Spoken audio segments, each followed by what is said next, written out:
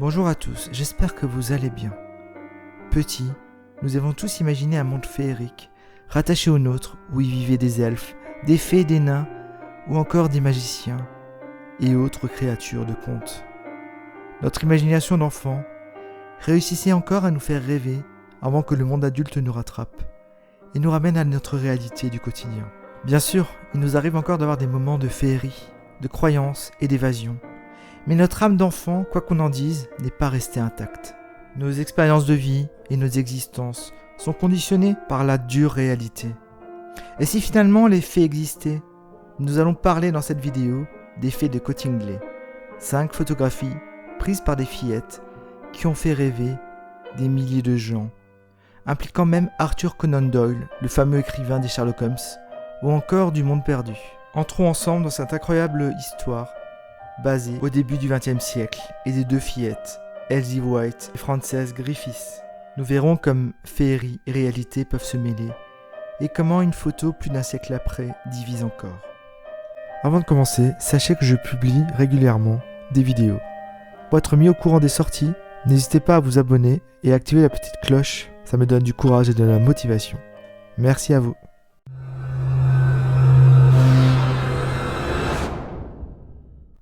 Cottingley se situe dans la région du Yorkshire, près de Bradford, en Angleterre. Une région propice aux légendes. C'est d'ailleurs dans cette région que la légende de Robin des Bois est née. C'est au cours de l'été 1917, à Cottingley, que Frances Griffin, 10 ans, arrive au Royaume-Uni. Elle vient d'Afrique du Sud avec sa mère. Elle vit désormais chez sa tante Polly et fait la rencontre de sa cousine Elsie White. Elsie a quant à elle 16 ans. Elles dorment ensemble dans une grande chambre mansardée. Entre les 2 filles, ça colle tout de suite. Elles aiment la randonnée et jouent pendant des heures ensemble. Elles sont très complices. Au fond du jardin coule la rivière Beck et les 2 filles y vont souvent, même si elles reviennent souvent très sales à cause de la boue. Elles se font souvent réprimander d'ailleurs. Elsie et Frances racontent qu'elles vont à la rivière pour voir des fées et que ces créatures font partie du petit peuple comme les gnomes et les lutins. Ces créatures se rencontreraient souvent dans la vallée, autour du village. Jusqu'à leur mort d'ailleurs, elles disent avoir vu des fées dans la région. Dans cette région, on croyait beaucoup aux fées. Il y a d'ailleurs une ouverture de rocher dans un village voisin qui se nomme Fairies Hall, littéralement trou de fées. Les créatures de la forêt y danseraient dessus et y joueraient. On pourrait y entendre la musique des fées et les apercevoir danser dans les arbres. Les 2 fillettes racontent au père de Elsie qu'elles ont vu des fées et qu'elles aimeraient bien les prendre en photo. Le père est un grand amateur de photos et leur prête son appareil photo, un Meade Carter plate, pour que les filles puissent prouver qu'elles voient des fées. L'appareil est chargé d'une seule plaque photographique. Les fillettes reviennent 1 heure plus tard et donnent l'appareil au père. Il décide de développer les photos. Il possède sa propre chambre noire. On peut voir sur la photo développée Frances derrière un buisson et au premier plan, on peut y voir 4 fées. Le père en conclut que les fées ne sont qu'un découpage de carton, sa fille ayant déjà travaillé dans un studio de photographe. Mais 2 mois plus tard, en septembre 1917, les filles empruntent l'appareil photo à nouveau et reprennent un cliché. Au développement, on y voit Elsie assise sur la pelouse et touchant des doigts un gnome de 30 cm. On dirait qu'elle joue avec. Le père en a un peu marre et pense que ses filles lui font des blagues. Il refuse donc de prêter l'appareil photo aux filles jusqu'à ce qu'elles avouent la vérité. Par contre, Polly, son épouse, pense que ce sont des vraies fées sur les photos. Ces photos restent d'abord dans la famille, mais ensuite sont imprimées et distribuées aux amis et aux voisins de la famille. Le 9 novembre 1918, Frances envoie une lettre à Johanna Parvin, l'une de ses amies résidant au Cap en Afrique du Sud, où elle a vécu la majeure partie de son enfance. Avec cette lettre, qui fait part de la photographie d'une fée comme d'une des choses tout à fait normales de la part d'une écolière de 10 ans. Frances joint la fameuse photo d'elle en compagnie des fées. Au dos, elle écrit « C'est drôle, je n'avais jamais utilisé d'appareil photo pour les voir en Afrique. Il fait trop chaud pour elle là-bas. » Polly White, la mère de Elsie, s'intéresse énormément à l'occultisme. Elle a vécu des expériences de projection astrale et semble posséder des souvenirs de ses vies antérieures. Elle assiste à une réunion de la Société théosophique à Brantford durant l'été 1919. La Société théosophique C'est une association internationale prônant la renaissance du principe théosophique remontant à l'Antiquité grecque, selon laquelle toutes les religions et philosophies possèdent un aspect d'une vérité plus universelle. La devise est « Il n'y a pas de religion supérieure à la vérité ». La théosophie pense qu'il est possible de photographier les esprits et est très ouverte sur l'occultisme. La conférence de ce soir porte sur le petit peuple, donc les fées, elfes et autres créatures de la forêt. Polly ne peut s'empêcher de parler de la photographie de fée prise par sa fille à la personne assise à côté d'elle durant la soirée. Et vers la fin de la réunion, les 2 photographies de sa fille et sa nièce arrivent sous les yeux de l'orateur. Arthur White en fait des imprimés, puis elles sont rendues publiques et 2 tirages bruts sont présentés à la conférence annuelle de la société à Harrogate qui se tient à l'automne quelques mois plus tard. Par là, elles attirent l'attention d'un membre éminent de la société, le responsable de la Blavatsky Lodge, qui est la branche théosophique londonienne. Il s'agit de Edward L. Gardner, au début des années 1920. Edward Gardner déclarera « Le fait que 2 jeunes filles aient non seulement été en mesure de voir les faits, ce que d'autres avaient fait, mais en plus aient pour la première fois été en mesure de les matérialiser à une densité suffisante pour que leurs images soient enregistrées sur une plaque photographique signifie qu'il est possible que le prochain cycle d'évolution soit en cours. » L'une des croyances centrales de la théosophie réside dans le fait que l'humanité tend, au fil de siècles d'évolution, à approcher de la perfection. Ces faits seraient donc pour eux une évolution des insectes. Edward Gardner, habitué des photographies, déclarera qu'il ne s'agit pas d'un trucage. Les 2 photographies sont alors considérées comme une preuve affirmant la véracité des concepts promulgués par la société théosophique. Nous sommes à une époque où les clichés de fantômes sont populaires. Ces clichés de fantômes avec le recul sont considérés comme des fakes. Ils utilisaient le principe de double exposition pour faire croire à l'inexpliqué.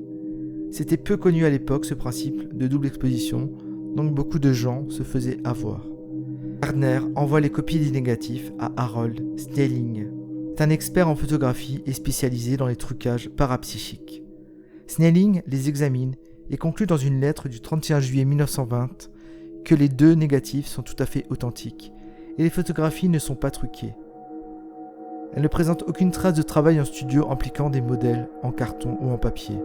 Il n'ira toutefois pas jusqu'à dire que les photographies sont de véritables faits, mais dit « Ces photographies montrent avant tout ce qui était en face de l'appareil au moment où elles ont été prises. » Il pense qu'il n'y a eu qu'une seule prise de vue et que toutes les faits ont bougé pendant celle-ci, qui était instantanée. Il réalise des agrandissements et rend un verdict définitif une semaine plus tard, déclarant les photographies authentiques. Il les retouche pour les améliorer. Gardner reçoit donc les photographies retouchées par Snelling. De nouveaux négatifs plus nets ont pu donc être imprimés. Le photographe corrige également la première plaque, bien trop surexposée. C'est donc la photo retouchée qui devient célèbre. Une semaine plus tard, il reçoit une lettre de Sir Arthur Conan Doyle. Sir Arthur Conan Doyle apprend l'existence des photographies par M. Gow, qui est l'éditeur de la publication spiritualiste Light, à qui il venait de demander des renseignements sur les faits en mai 1920. Conan Doyle apprend que le membre éminent et militant de la société théosophique a rencontré les 2 filles du Yorkshire, qui disent entrer en contact avec les êtres féeriques durant leur promenade forestière. Pour en revenir à Conan Doyle, c'est la mort de son fils, mort de la grippe espagnole, qui le fit s'intéresser à la psychographie, qui est l'écriture d'un médium influencé par un esprit ou l'impression de visages de défunts sur des photographies, dans le but de recevoir un message de lui. Il devint ensuite vice-président de la Society for Study of Supernormal Pictures, créée à Londres en 1919. Il s'est passionné très tôt pour l'hypnose et la télépathie. Il a également été initié au spiritisme. Son oncle, Richard Doyle, est un illustrateur de l'époque victorienne, spécialisé dans les représentations du petit peuple, tandis que son père, Charles Doyle, lui aussi dessinateur entre autres, affirmait en voir dans ses dernières années, alors qu'il avait sombré dans l'alcoolisme et la folie. Rien d'étonnant donc que Conan Doyle s'intéresse à ce dossier. Il reçoit au même moment la lettre de Miss May Bowley, une experte en photo, qui s'est livrée à un examen à la loupe des dites photographies, et abonde dans le même sens, disant que l'apparence plate et trop claire des faits est due au fait qu'elle ne projette pas d'ombre. Conan Doyle s'est bien renseigné sur l'authenticité des photos avant de faire quoi que ce soit. Conan Doyle et Gardner pensent que les deux filles ont un don rare et que si l'une d'entre elles tombe amoureuse, ce sera fini de ce pouvoir. Gardner confie également à Conan Doyle le résultat de 2 expertises préliminaires effectuées sur les photographies, dont une par un spécialiste des photographies spirites. Les 2 concluent à leur authenticité. Conan Doyle va donc réaliser une enquête approfondie. Voici un extrait de la lettre qu'il a envoyée à Elsie White le 30 juin. Chère mademoiselle Elsie White, j'ai vu les magnifiques photos de fées que vous et votre cousine Frances avez prises. Et je n'ai pas été intéressé à ce point depuis longtemps par une affaire. Je vous enverrai demain l'un de mes petits livres car je suis sûr que vous n'êtes pas trop vieille pour vivre des aventures. Je vais bientôt en Australie et je voudrais pouvoir passer une demi-heure à Bradford avant de partir et vous parler afin d'entendre tout cela. Avec mes meilleurs vœux, cordialement. Gardner et Conan Doyle demandent une contre-expertise à la société Kodak. Plusieurs techniciens de l'entreprise examinent les tirages et affirment que les photos ne montrent aucun signe de trucage. Ils concluent que ces clichés ne peuvent être pris comme une preuve concluante de l'existence des faits. Kodak ne délivrera donc pas un certificat d'authenticité. Gardner pense que les techniciens de Kodak n'ont pas examiné les photographies en toute objectivité, vu que l'un d'eux avait déclaré qu'après tout, puisque les faits n'existent pas, les photos doivent avoir été truquées de quelque façon. Une autre société photographique examine les clichés et déclare qu'elles sont de toute évidence truquées. La plupart des experts s'accordent toutefois pour dire qu'il n'y a pas eu de double exposition des plaques, ce qui semble exclure la possibilité d'un trucage. Frances et Elsie ont également déclaré « Les couleurs des fées sont un mélange de mauve, de rose et de vert, bien plus apparent au niveau des ailes que sur le reste du corps. Le gnome aurait porté des collants noirs, un jersey dans les tons marron-rouge et un chapeau rouge pointu. » En 1920, Gardner, croyant la famille White honnête et respectable, retourne à Cottingley, fin juillet, avec 2 appareils photographiques caméo et 24 plaques photographiques secrètement marquées. Frances est invitée à rester avec la famille White pendant les vacances scolaires, d'été, pour prendre plus de photos avec Elsie.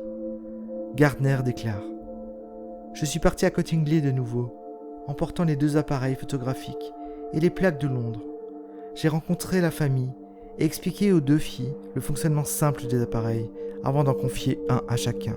Les appareils ont été chargés et mon dernier conseil a été qu'elles ne devaient aller dans la vallée que les beaux jours, comme elles avaient pris l'habitude de le faire auparavant, et d'y taquiner les fées, comme elles appelaient leur façon de les attirer, puis de voir ce qu'elles pouvaient obtenir. Je ne leur ai donné que les conseils les plus simples et les plus évidents au sujet de l'éclairage et de la distance, car je savais qu'il était essentiel qu'elles ne se sentent libres et sans entrave, sans trop de responsabilités. Même si rien ne sortait de tout cela, leur ai-je dit, n'avaient pas à s'en faire le moins du monde. Les 2 jeunes filles n'ont pris aucun cliché entre 1917 et 1920, et les parapsychologues pensent que leur don a disparu avec la puberté. Conan Doyle s'inquiète également de cette probabilité. Après la visite de Gardner, il est impossible de prendre des photos. Il pleut pendant 2 semaines, et jusqu'au 19 août, le temps n'est pas clément pour prendre des photos. Frances et Elsie disent que les faits ne se montrent pas si d'autres les regardent. La mère d'Elsie rend alors visite à sa sœur pour le thé, laissant les filles seules. Les filles prennent alors plusieurs clichés et 2 montrent des faits.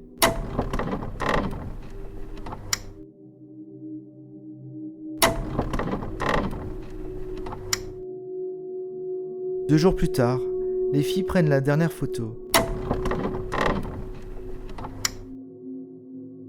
La célèbre photo des fées et leur bain de soleil. Polly, la mère croit à ce petit peuple, mais son mari n'y croit toujours pas. Conan Doyle espère que si les photographies parviendront à convaincre le public de l'existence des faits, celui-ci pourra accepter plus facilement la réalité d'autres phénomènes psychiques. Il écrit un article avec les clichés, mais le public est bien plus que mitigé. La plupart des gens pensent qu'il s'agit d'un canular. Mais bon nombre de personnes ayant rencontré les filles sont impressionnés par leur apparente sincérité. Gardner effectue une dernière visite à Cottingley en août 1921. Il apporte à nouveau des appareils photos à Frances et Elsie, mais est accompagné cette fois par le médium clairvoyant Geoffrey Hodgson, un spécialiste des fées et des gnomes recommandé par Sir Arthur Conan Doyle, qui devait publier à ce sujet.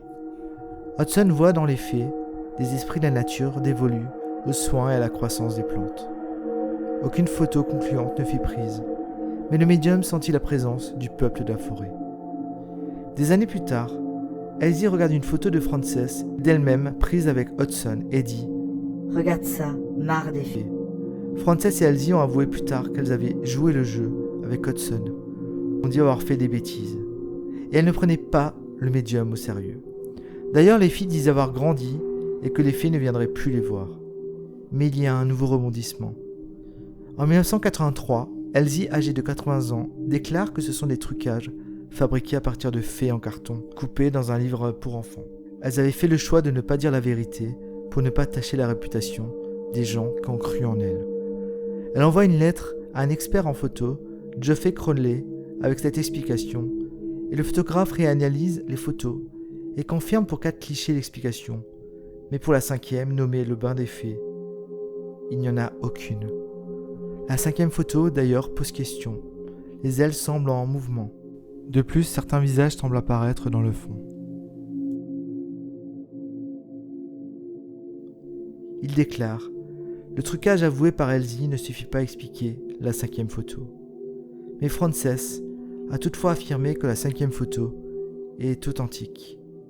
Cette affaire très connue s'est révélée être l'un des plus grands canulars du XXe siècle. Si vous souhaitez lire le livre de Conan Doyle sur cette affaire, le titre est « Les fées sont parmi nous ». Je vous conseille également le film « Le mystère des fées, une histoire vraie », un film britannique vraiment très intéressant sur cette affaire. Si vous souhaitez également voir les photographies authentiques et des appareils utilisés par Elsie et Frances, sachez qu'ils sont exposés au National Media Museum à Bradford. Et vous, qu'avez-vous pensé de cette histoire qui, malgré le canular, fait rêver? Et si finalement le 5e cliché était authentique? Croyez-vous en ces êtres de la forêt? Merci en tout cas d'avoir regardé cette vidéo. Et je vous dis à bientôt pour une prochaine vidéo. Allez, ciao ciao.